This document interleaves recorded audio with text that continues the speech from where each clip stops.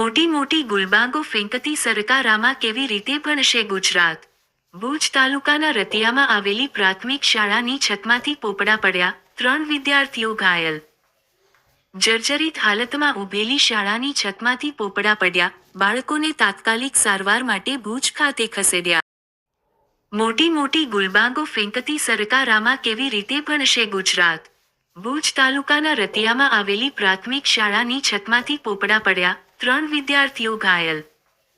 જર્જરિત હાલતમાં ઊભેલી શાળાની છતમાંથી પોપડા પડ્યા, બાળકોને તાત્કાલિક સારવાર માટે ભુજ ખાતે ખસેડ્યા. મોટી મોટી ગુલબાગો ફેંકતી સરકારામાં કેવી રીતે ભણશે ગુજરાત? ભુજ તાલુકાના રતિયામાં આવેલી પ્રાથમિક શાળાની છતમાંથી પોપડા પડ્યા, 3 વિદ્યાર્થીઓ ઘાયલ. જર્જરિત હાલતમાં ઊભેલી શાળાની છતમાંથી પોપડા પડ્યા, બાળકોને તાત્કાલિક સારવાર માટે ભુજ ખાતે ખસેડ્યા.